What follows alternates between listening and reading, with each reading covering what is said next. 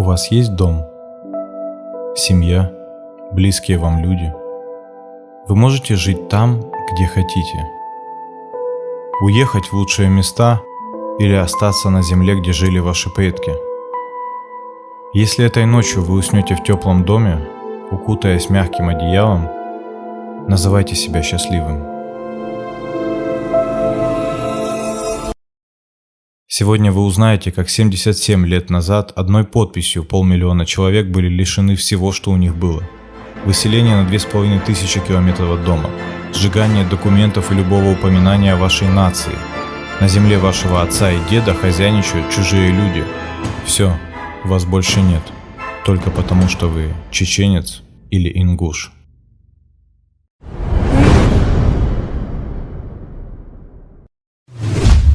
По сей день в российском обществе наиболее известным объяснением данного акта геноцида считается, что ингуши и чеченцы были изменниками и хлебом-солью встречали немецких оккупантов в годы Великой Отечественной. Но сначала немного сведений для тех, кто вообще ничего об этом не слышал. В связи с тем, что в период Отечественной войны, особенно во время действий немецко-фашистских войск на Кавказе, многие чеченцы и ингуши изменили родине, переходили на сторону фашистских оккупантов, вступали в отряды диверсантов и разведчиков, забрасываемых немцами в тылы Красной Армии, создавали по указке немцев вооруженные банды для борьбы против советской власти, а также учитывая, что многие чеченцы и ингуши на протяжении ряда лет участвовали в вооруженных выступлениях против советской власти и в течение продолжительного времени, будучи не заняты честным трудом, совершают бандитские налеты на колхозы соседних областей, грабят и убивают советских людей.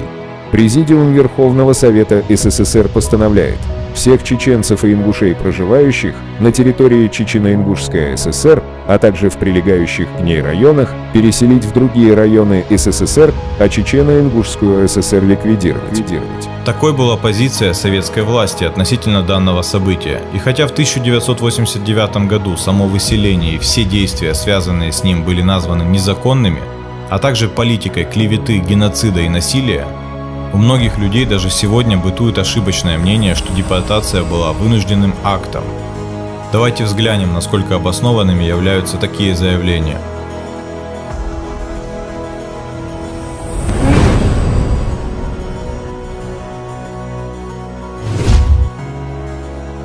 Чаще остального, конечно же, звучат обвинения в госизмене и пособничестве нацистам в годы войны. Бытует уйма легенд о том, как жители Чечено-Ингушской автономной республики чуть ли не с цветами встречали немцев и оказывали им всяческое содействие. Но достаточно ознакомиться с положением дел в самые удачные для наступавших дни, как становится ясно. Немцы по факту даже не дошли до этих мест. Из наиболее значимого достижения можно назвать бои за Малгобек, где наступление было остановлено, а в течение полугода немцы окончательно были выбиты. То есть из всей Чечено-Ингушетии под оккупацией находилось максимум несколько поселков. Потому какие-либо легенды о том, как местные были счастливы наступлению оккупантов, не имеют под собой ни малейшей основы. Люди-то и немцев толком увидеть не успели. Еще одно объяснение, что часто можно услышать, это возможное нападение Турции на Советский Союз. Якобы в таком случае кавказцы заняли бы позицию нападавших, но и здесь не наблюдается никакая логика, ибо если такой мотив имеет хоть какой-то смысл с тюркоязычными нациями, такие как азербайджанцы, кумыки, карачаевцы и балкарцы, то чеченцы и ингуши имеют мало что общего с турками. Единственное, что их объединяло, это ислам. Но в таком случае нужно было выселить большую часть Кавказа и Поволжья, чего сделано не было. Ведь даже соседних мусульман из Дагестана эта беда не коснулась, потому дело было не в этом. Какие еще есть обвинения? Возможно, ингуши и чеченцы шли воевать на стороне немцев? Допустим. Даже если и бывали единичные случаи, может ли это быть основанием для выселения 500 000 человек из своих домов в качестве наказания? Напомню, что в Эстонии, Латвии и Литве Советский Союз действительно считался оккупантом большинством населения, и наступление немцев выглядело для них как освобождение. Но после войны никто не выселял все эти народы, в отличие от ингушей и чеченцев. А абсолютным чемпионом в количественном соотношении к остальным коллаборационистам были сами русские. От 120 тысяч под командованием известного Власова до полумиллиона солдат в совокупности во всех соединениях. Сейчас можно называть любые числа, но так или иначе это будет больше, чем у остальных. Но опять-таки, никого из российских областей не выселяли в наказание за измену отчизны. Да и если уж быть честным, большинство советских людей, воевавших в составе немецких частей, пошли туда не от большой любви к нацистам, а из-за ненависти к коммунистической политике. Что ж, получается, что ингуши и чеченцы не особо-то выделялись на фоне остальных своими взглядами, но изменниками почему-то стали только они. И это учитывая тот факт, что в войне хоть не так много солдат было из Чечен и Ингушетии, все же хватает героев Советского Союза. Хансултан Дачиев, Абухаджи Идрисов, Ирбайхан Байбулатов, а Ханпаша Нурадилов вообще считался одним из лучших пулеметчиков. Хотя есть один факт, очень беспокоивший советскую власть. После коллективизации и создания колхозов большинство жителей сел в Советском Союзе возмутились данной политикой, но на Кавказе недовольство было особо заметным. Добавьте к этому давление на духовенство, политику атеизма, ссылки в ГУЛАГ, и вы получите конфликт. Но если большинство людей соглашалось с положением дел, то были и такие, кто пытался изменить ситуацию силой. Такие мужчины уходили в горы и там уже объединяясь между собой осуществляли нападения на чиновников или военных. Это не был бандитизм в чистом виде, а только точечные акции, и касались они в основном тех, кто был замечен в недостойном поведении в отношении местных жителей. Но тогда они все назывались шайкой бандитов и антисоветскими элементами. С началом войны для них появилось новое название – пособники оккупантов. И потому, как мы узнали выше, ни на военных, ни на обычных людей не получалось повесить клеймо изменников. Вот тут очень кстати оказались действия местных Робин Гудов. Можно вспомнить о так называемой национал-социалистической партии кавказских братьев под командованием Хасана Исраилова. В советские годы считалось, что он служил немцам и готовил многотысячное антисоветское восстание в Чечено-Ингушетии. Но как после оказалось, ни тысяч ее участников, ни каких-либо следов к подготовке мятежа не было найдено. Сейчас вообще ставится под сомнение ее существование, так как это больше похоже на выдумку НКВД, чем на возможный факт. Ну и самое главное – тест на логику. Неугодных и неблагонадежных чеченцев и ингушей, что хлебом-солью должны были встретить оккупантов, выселили из своих домов не накануне немецкого наступления, не по ходу боев за Малгобек, и даже не после деоккупации всего Кавказа, а лишь когда уже освободили Киев и Гомель. Немецкие войска отступали повсюду, где только можно, а победа в войне стала очевидной. Какой смысл было оставлять ненадежных людей, как их тогда называли, в момент, когда немцы были на подступах к Малгобеку, и выселять тогда, когда война уже шла в 1000 километров от Кавказа? Это не поддается никакому объяснению. Достаточно много сейчас можно услышать и о том, что само по себе выселение было довольно гуманным, и в целом ничего такого не случилось, чтобы сейчас об этом вспоминать. Но по самым оптимистическим подсчетам, следствием данной акции стала гибель каждого 5-го ингуша и чеченца. Много ли это? В годы Великой Отечественной войны Советский Союз лишился меньшего числа жизней в процентном соотношении, но тем не менее каждый год все с ужасом вспоминают о количестве погибших, а об этом выселении знают и помнят только те, с кем это случилось.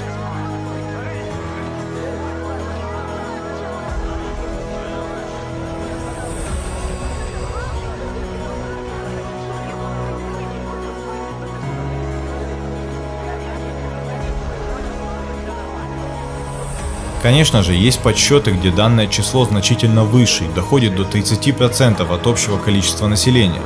Но в любом случае достаточно сопоставить численность чеченцев и ингушей по состоянию на 1939 и 1959 годы, чтобы заметить, насколько сильным было влияние этого выселения. Буквально 20 лет жизни у этих наций были отняты вследствие гибели десятков тысяч человек.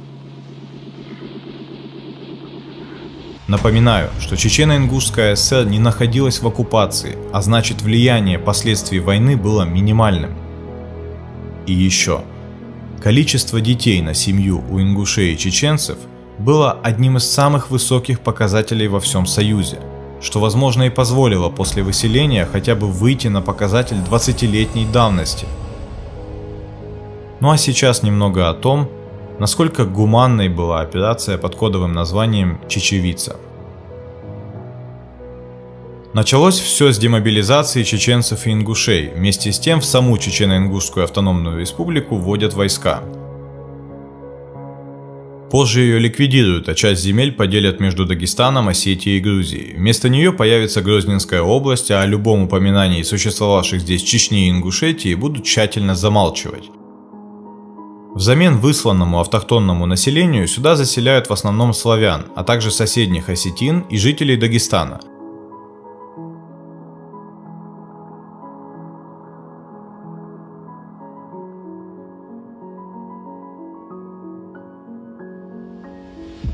Все чеченские и ингушские названия меняют на осетинские или русские, сжигаются книги на местных языках, сносят вековые башни, основное достояние местных. Кладбища, мечети – все подвергается вандализму, вплоть до того, что надгробные камни используют как фундамент для возведения зданий, а опустевшие дома становятся мишенью для грабителей. Очень часто это было не только с молчаливого позволения советской власти, а даже с ее активным участием. Довольно показательным было установление в Грозном памятника Ермолову, тому самому, кто был основным идейным вдохновителем и участником военных экспедиций в Чечню в годы Кавказской войны. Под его бюстом была высечена следующая цитата: «Народа сего под солнцем нет подлее и коварней». Ермолов о чеченцах. Основная ценность этой земли – люди – испытали на себе все тяготы и гуманность советского диктата. В попыхах жителей свозили в пункты назначения, после чего загоняли в вагоны, так называемые теплушки. Их использовали в основном для доставки военных и лошадей, но в случае выселения в большинстве из них не было ни полок, ни каких-либо удобств. Помимо этого, в вагоне, куда обычно вмещалось около 30 человек, для экономии места помещали от 50 до сотни людей. Тысячи из них погибнут в пути, даже не доехав до последней станции. Но стоит упомянуть, что не всех удавалось выслать. НКВД столкнулась с неудобствами, когда дело дошло до горных аулов. Суть в том, что там не было доступных путей сообщения, особенности местности часто не позволяли подняться туда автоколонной и вывести людей. И если в долине с этим не было сложностей, то на высоте у военных появилась дилемма. Оставить местных было нельзя, так как выселению подлежали все до одного. Но вот как спустить жителей вниз? Допустим, молодые могли идти пешком, но что делать с пожилыми, инвалидами или детьми? Большинство российских историков сходятся во мнении, что все-таки всех удалось благополучно доставить вниз. Но вот чеченцы и ингуши абсолютно не согласны с такой позицией и считают, что жителей, не способных осилить этот спуск, убивали на месте. Наиболее известным эпизодом считается массовое убийство людей в ауле Хайбах. Хотя российские исследователи называют это событие фальсификацией, по данным чеченцев НКВД загнали до 700 человек в сарай и подожгли. Всех, кто пытался спастись, настигали пули военных, оцепивших здание. Большинство погибших составляли женщины, дети и немощные люди, не способные к транспортировке на дальние дистанции. По сведениям Дзияудина Мальсагова, ответственность за содеянное лежит на комиссаре госбезопасности Михаиле Гвишиане.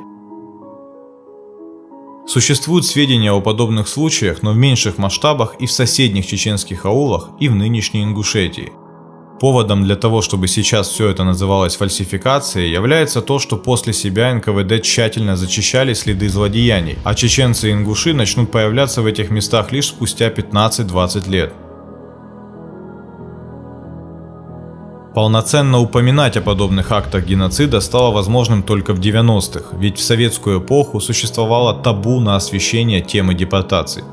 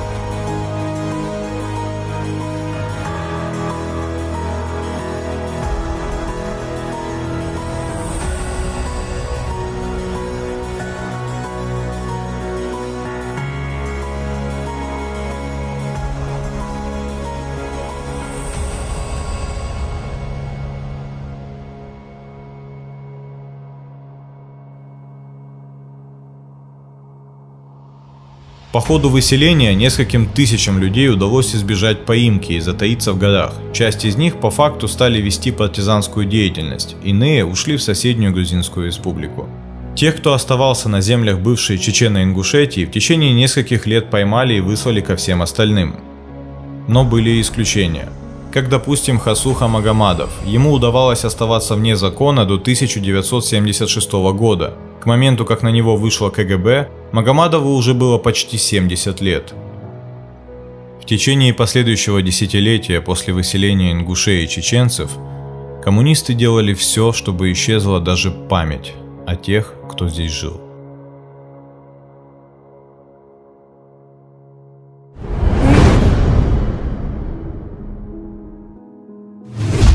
Помимо ужасающего числа погибших в ходе выселения, условия на месте были не особо лучше. Чеченцев и ингушей доставили в Казахстан и Киргизию, а там по сути оставили выживать. Условия для жизни должны были себе обеспечить сами выселенные, иначе их ждал голод. Помощь оказывалась в основном только на бумаге. Напомню, что еще шла война, и Советскому Союзу было банально не до них. Только спустя несколько лет после победы начали вспоминать о том, что почти 500 000 людей находятся без должного медицинского, финансового обеспечения. Нехватка жилья и еды ощущалась особенно болезненно. Довольно часто можно было наблюдать, как членов одной семьи могли выслать даже не в одну область, после чего воссоединение близких становилось невозможным, потому что спецконтингенту не позволялось покидать место дислокации. Если кто-то хотел увидеться с близкими и поехать в соседнюю область, это могло считаться побегом с последующим осуждением до 20 лет заключения. Судьба ингушей и чеченцев осложнялась еще тем, что Казахстан был местом ссылки не только так называемых неблагонадежных наций, а и заключенных. Последние, видя в каком положении находились кавказцы, часто позволяли себе издевательства над ними, что выливалось в конфликты на этнической почве. В отличие от осужденных, местные казахи с большим пониманием относились к чеченцам и ингушам и оказывали помощь, даже учитывая тот факт, что и сами казахи жили не намного лучше. Вместе с тем начинаются попытки доказать свою невиновность. Исаак Адзоев описывает все, что выпало на долю выселенных. Это ляжет в основу известного казахстанского дневника, позволяющего детально ознакомиться с положением ингушей и чеченцев в те годы. За эти записи и в целом за свою позицию позже его вместе с поэтом Али Хашагульговым вышлют в колонию. В 1952 году на Западе писатель Абдурахман Авторханов выдает книгу «Убийство чечено-ингушского народа», где также поднимает тему выселения. Это позволяет узнать об этом событии не только советским обывателям, но и за границей. Настоящая оттепель начинается только после смерти Сталина. В 1956 году создается комиссия по восстановлению Чечено-Ингушетии. Ее возглавлял Анастас Микоян.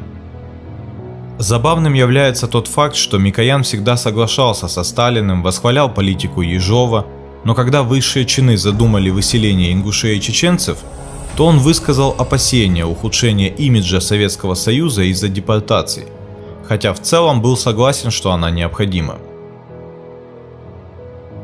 В 1957 году Чечено-Ингушская автономная Советская Социалистическая Республика была восстановлена, но с изменениями. За ней оставались Наурские и Шелковские районы, а вот пригородный район остался в составе Осетии. В будущем это станет бомбой замедленного действия, так как по сей день эти земли не были отданы ингушам. По факту восстановления Чечено-Ингушетии земли Чечни увеличились за счет Ставрополья, а вот ингушские земли стали меньше, и это выливается в осетино-ингушский конфликт. Дополнительно его усилила политика соседей Чечено-Ингушетии. В Ауховском районе Дагестана, что потом был назван Новолакским, откуда также были вывезены чеченцы, заселяли других людей, и когда хозяева стали возвращаться на свои земли, местные власти делали все возможное, чтобы этого не случилось. Чеченцам позволяли жить в соседних районах, но не в том, где они жили до депортации. По сей день это выливается в межэтнические конфликты. Но если в Дагестане позволяли хотя бы купить дома возле Ауховского района, то в Осетии сделали все, чтобы ингуши вообще не смогли там жить. Буквально нигде.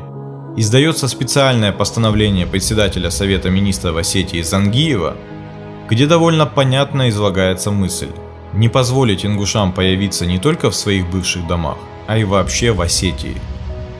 Те же земли, что осетины вынуждены были освободить, испытали на себе вандализм и уничтожение. По свидетельствам ингушей, почти все, что можно было снести или уничтожить, было снесено или уничтожено.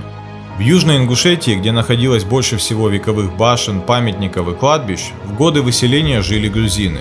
Как только те узнали, что Чечено-Ингушетию восстановят, без каких-либо осложнений грузины освободили землю и оставили все, что у них было, включая скот и запасы пищи, чтобы ингуши снова не испытали голод.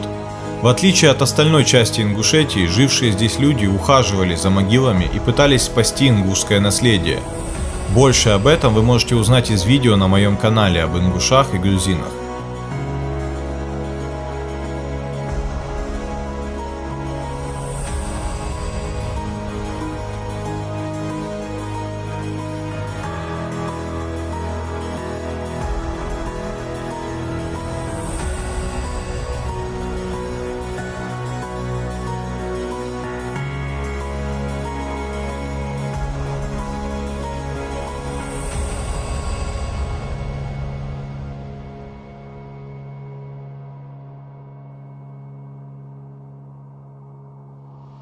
Я помню, что, может быть, не надо об этом говорить, осетины очень плохо встретили ингушей.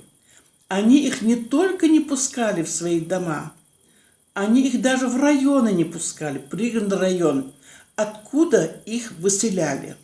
Они их не пускали в пригородный район, не прописывали, детям учиться не давали.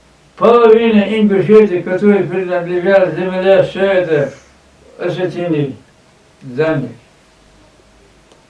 И живут сегодня. Мать сказал, поедем, говорит, посмотрим кладбище наши. Там отец, все наши кладбища. Ингуш там живут, тарские. А наши кладбища, которые чуть хватит. В Тарском. Эти надгробные камни. Нагробный камень всех забрали и заселили. Использовали как строительный материал. Свиньи, это Полы. Фермы строили. Назирали Из так делали? надгробных камней. О, Сожалею, потому что в Гамурзиево жили не грузины. И жили там осетины. И уезжая они, все, что ломать могли, ломали. То, что вырубить могли, сады вырубили. Насколько я знаю, по рассказам стариков, вот особенно вот у меня родственники мужичи, алкуня, вот по их рассказам, те грузины, что жили там, в основном это были хепсуры, по-моему, они ингушей встретили очень хорошо,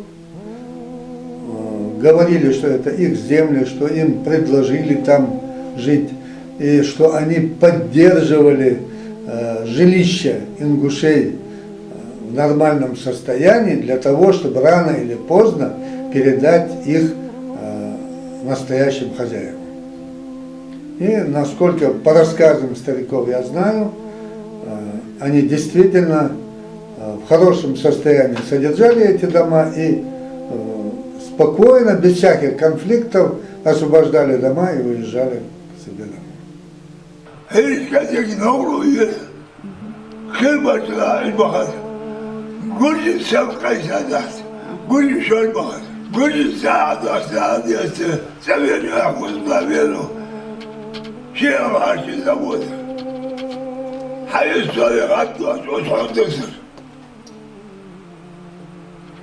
грузины все освободили ингушские земля, ингушские дома.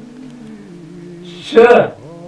Они обрадовались, что вас выселили неправильно, вас вернули мират, ваши дома, вот, все грузины, говорит, освободят и вернитесь. Что же касается восстановления Чечено-Ингушетии, то это было сделано так же необдуманно, как и само выселение. Когда десятки тысяч людей появились на своей земле, то оказалось, что в их домах уже как 15 лет живут новые хозяева, и их тоже некуда девать. Как следствие появляются межэтнические конфликты. Чеченцы и ингуши желали поселиться в собственные дома, а те, кто там жил, считал себя уже полноценным владельцем собственности. Начался хаос. Местные чиновники вымогали взятки у выселенных за бумажку, позволявшую поселиться. Чеченцы и ингуши часто вынуждены были покупать свои же дома у новых хозяев, а люди, жившие тут более 15 лет, не понимали, что им делать в этой ситуации. В 1958 году взаимная ненависть достигает своего пика. Нужен был лишь повод, чтобы все вспыхнуло. Летом этот повод был найден. В ходе потасовки между русскими и чеченцами от ножевых ранений погибает человек. И хотя убийца был схвачен милицией, волна ненависти уже охватила всех. Повсюду можно было услышать античеченские лозунги. Молодежь хотела еще одного выселения чеченцев и ингушей в Казахстан. Якобы для них уже здесь нет места. Но кавказцы хотели жить на своей земле, и потому в целом за 10 лет почти все вернулись. Хотя много славян покинули Чечено-Ингушетию, большинство все же осталось.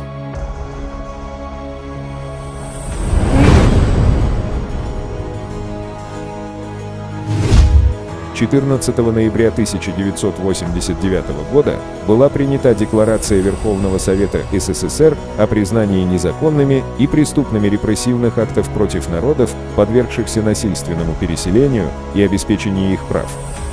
26 апреля 1991 года был принят закон РСФСР о реабилитации репрессированных народов, который признал депортацию народов политикой клеветы и геноцида.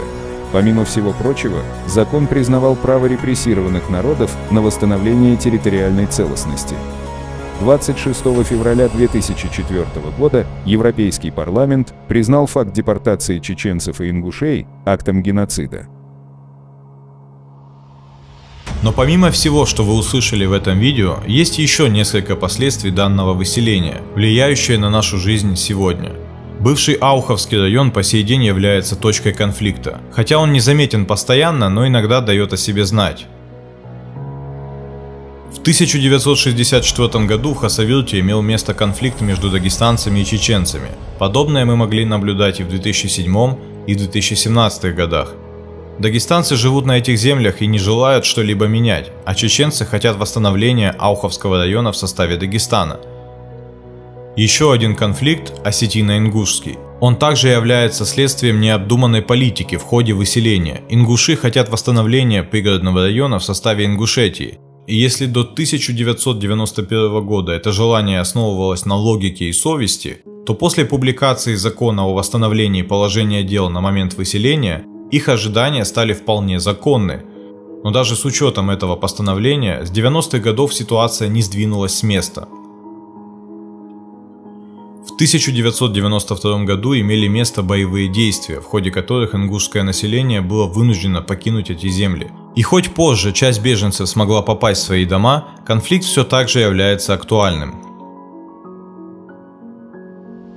Также и всем известная война 90-х годов в Чечне, массовый отток славянского населения и столкновения на межэтнической почве являются ничем иным, как последствием заселения чеченских земель после депортации кавказцев. Тот конфликт, что удалось погасить в 1958 году, никуда не делся. Он витал в воздухе над Чечней и ждал своего момента. В 90-х обвиняли Ельцина, чеченских боевиков, помощь мусульман из Афганистана, западное влияние или еще кого-то. Но фундамент был заложен тогда, когда местных выгнали из своих домов, а вместо них заселили других. А когда те вернулись, им сказали, что для них больше нет места. В этом конфликте нет вины русских, чеченцев или ингушей. Всему виной бездумная политика в советских кабинетах. Очень хочется надеяться, что она действительно была бездумной и неумышленной.